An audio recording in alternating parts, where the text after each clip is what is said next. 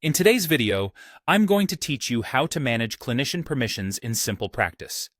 By the end, you'll know how to review your team, add a new member, adjust permissions, and understand a key limitation that affects clinician roles.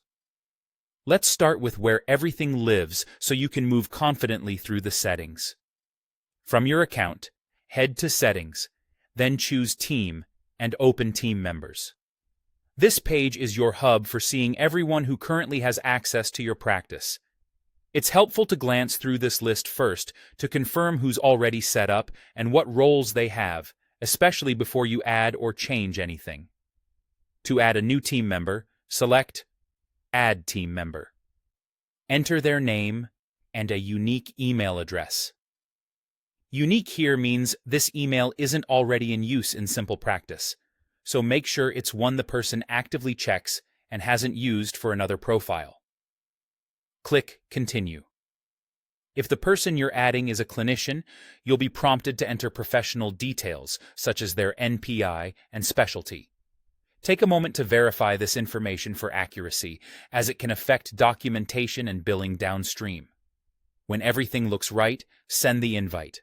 The person will receive an email with instructions to join your practice, and they'll complete their part from there. To update permissions for someone who's already on your team, go back to Settings, then Team, and Open Team Members. Click the person's name to open their profile. You can also use the three-dot menu and choose Edit if that's faster.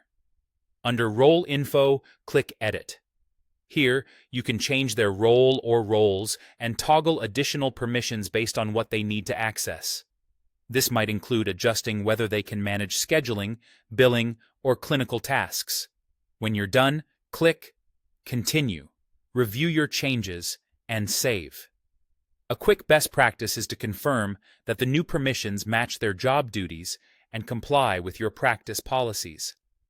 There is one important limitation to keep in mind. Once someone has been added as a clinician, you can't simply remove the clinician role while keeping them as a scheduler or biller. If you need to convert a clinician to a purely non-clinician role, you'll have to delete that team member and re-invite them under the new role or roles.